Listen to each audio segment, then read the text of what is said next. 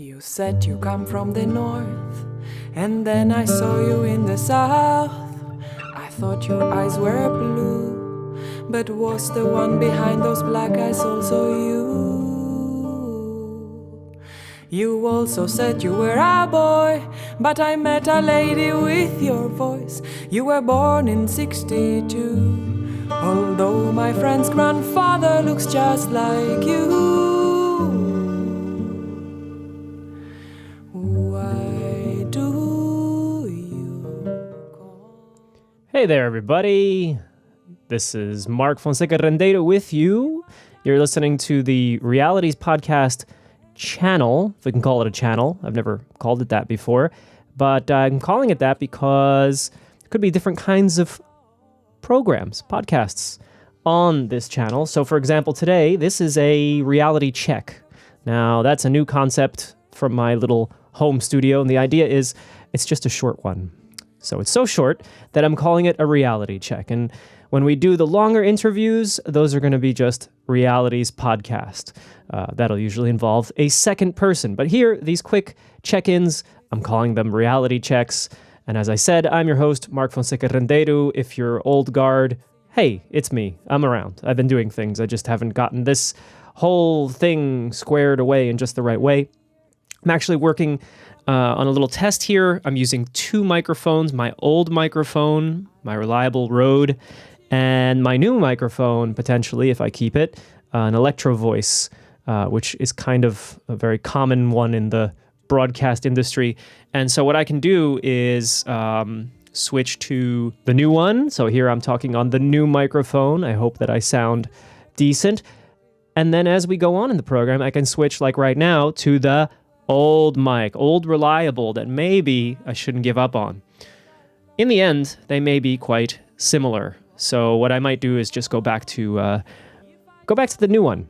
Yeah, there we go. We're back to the new one. So yes, this is a podcast just involving me, a little catch-up. We got Maita Larburo singing in the background with help from Josh, and they're called Neighbor. I highly recommend them. One of the funnest things, by the way, of putting together not just this podcast, but the whole setting the groundwork, because there will be more podcasts, is having approached friends who are musicians and also people I don't know that well, but I know a little who are musicians, and asked if I can use their music on my program. And I've gotten a bunch of yeses. So in the next few episodes, as we go along, you'll get to hear a lot of that music. Oddly enough, some people, due to constraints in the copyright/contract world, have required me not to mention their names if I use their music, but yes, that I could use their music. So that's going to happen sometimes too, but I won't even talk about it when it happens. So there you have it. But yes, I'm here in Amsterdam. If you're a new person, perhaps you didn't know, I live in Amsterdam. You know, I've been here. Get ready for this. I've been here for 14 years. We're about to start my 15th year. Have you been anywhere for 15 years? Well, maybe you're right where you were 15 years ago.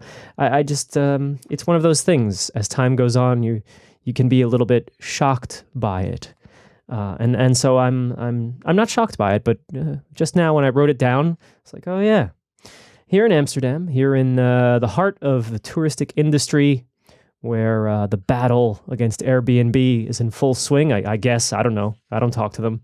I say hi. That's about it. I guess that's talking to Airbnb guests. But they're around. And let's see. I have just been working on, for the last few days, the latest Source Code Berlin.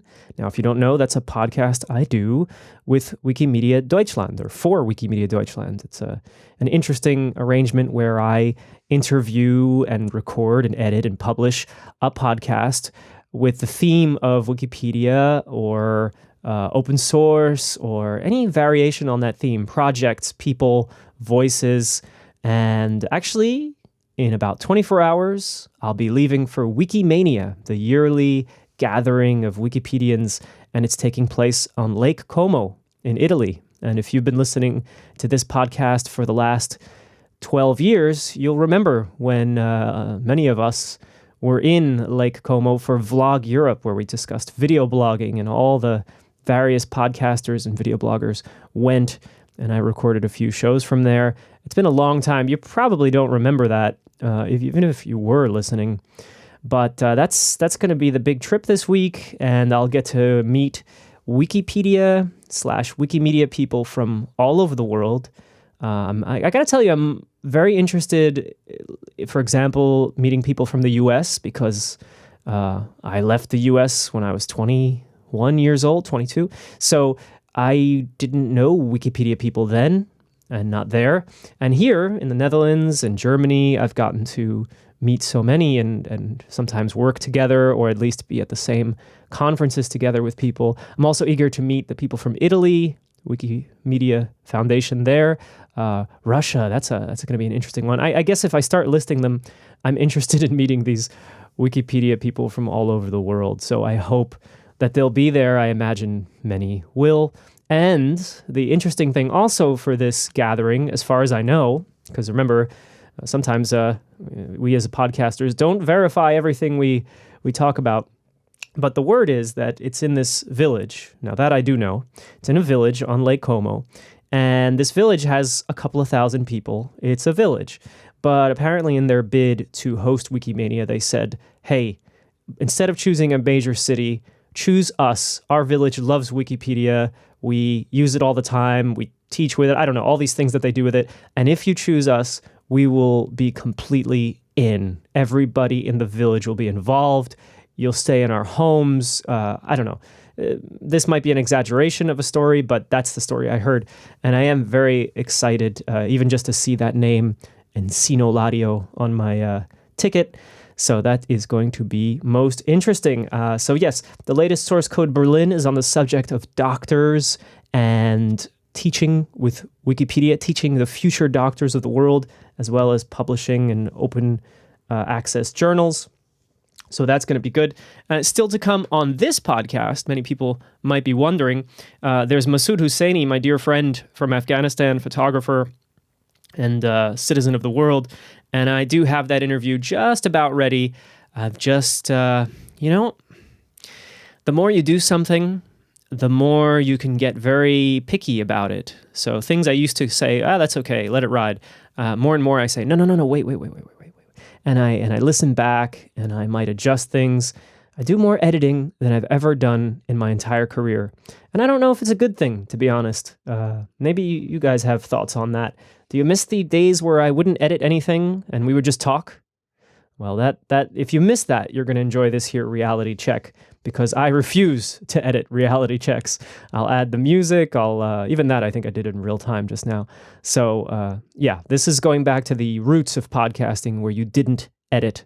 And maybe some of you don't miss those days because there was so much extra time spent listening to, chit-chat. So there's that, Masood Husseini. I got a lot of feedback from a program published right here on this channel, my Realities podcast with Eric Duisberg, the Frisbee player. Interesting thing about that feedback, first of all, most of it came face-to-face, and that's rare, of course, in our internet world. But it was also that it was Frisbee players. I play Ultimate Frisbee, not at the top level or anything, but I play as best I can and often, and with some talented people, and many of them tuned in to listen to the Eric interview. Whether or not they had ever heard any other podcast I had ever done, they heard that one and gave me positive comments, gave me constructive criticism. A good buddy of mine, Mark, gave me pages of observations. Yes, I got pages of observations. Thank you, Mark. And potential things that I could do if I want to improve, because that's always the question. How do you improve this thing, Mr. Know-It-All, making podcasts for 12 years? Are you sure you're doing it correctly? Are you sure you're asking good questions, or are you wasting our time? Right? That's one of the questions. So I'm always checking on that. I don't care how many years have gone by. I have this feeling I could do this better. You know that feeling? Whatever it is that you've been doing for a while, you're like, I could do this better. That's my feeling lately. So I'm exploring ways to do it better. And that will be, that was the last podcast. So what it does make me wonder about is here we have the Frisbee community. They're not at least not all of them, not my usual listeners, but okay, because the topic of playing Ultimate Frisbee, even though I don't think you needed to be a player to understand what he was talking about, but that brought them in, right? So that makes me wonder, like, wow, I like that connection. So if I want to have more people talking about this program, do I need to bring more Frisbee players to talk about the sport in some way that still works for non-Frisbee players? At this point, it's not in my plans to do that, but I see the power and the value of that, and it's interesting. I can't ignore it. It's a nice feeling. It's like the old days, when people come up to you and talk about the podcast. I like that. I like to, on the one hand, talk to myself, which is what I'm doing right now. On the other hand, to have this message received and have it interpreted, have it mean something, have it cause some kind of reaction, hopefully positive one. So that's kind of a potential strategy, right? Like I'll have, of course, journalists, of course, writers, of course, thinkers, people who put passion into what they do and have a goal in their lives. And I'm curious about all these goals, but also maybe, the occasional Frisbee player who also has a goal. And then here come the Frisbee players, right? And maybe they'll stay. They'll stay for the other podcasts. So maybe that's a strategy. I don't know.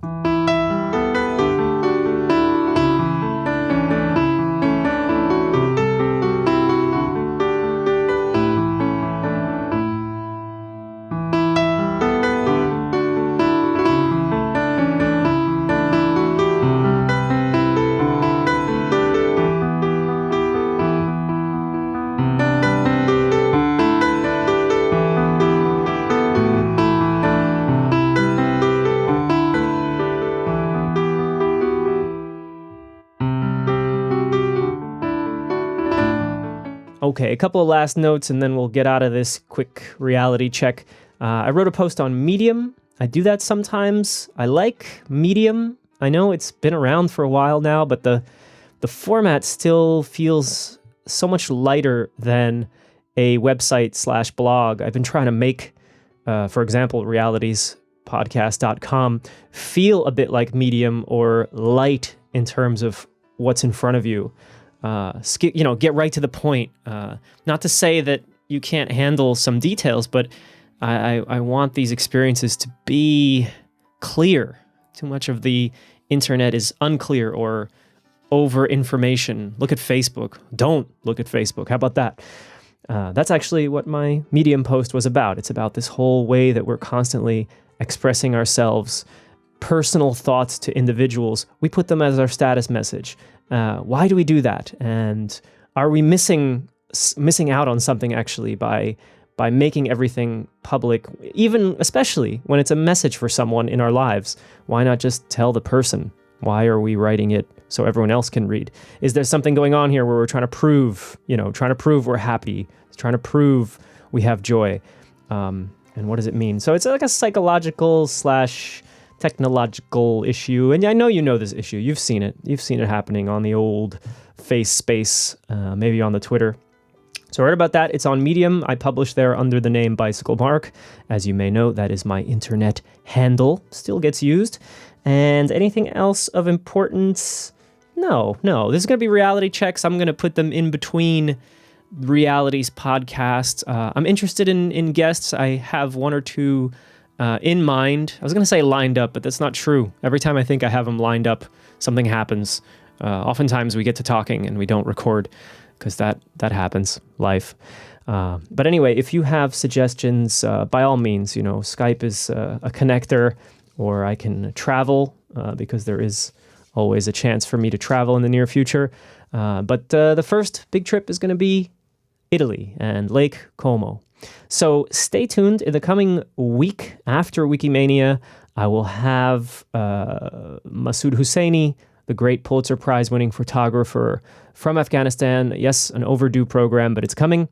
And then after that, maybe we'll hear from someone at Lake Como. Meanwhile, you can go to sourcecode.berlin. That's where there's going to be content coming out. And for all the old citizenreporter.org fans, that's my old publishing place that still exists. I'm going to put this one in that feed. So maybe this is the first time you hear about Realities Podcast, well, the website is realitiespodcast.com. Or why don't you do what's more convenient? Go into whatever podcast player you use. There's probably a directory. There should be. I love Pocket Casts. I recommend it. If you go to Pocket Casts, or in your iPhone, you hit the podcast app, or in your Android phone, you hit the podcast app, you should be able to add podcasts. Look for Realities Podcast. I'm there. I have my lovely little R logo created by Studio Bar in Amsterdam. So I've got the logo, I've got the show, I've got the music. I may have the guests, and I hopefully have the audience. That's that. I will talk to you very soon. Thanks for listening. See ya.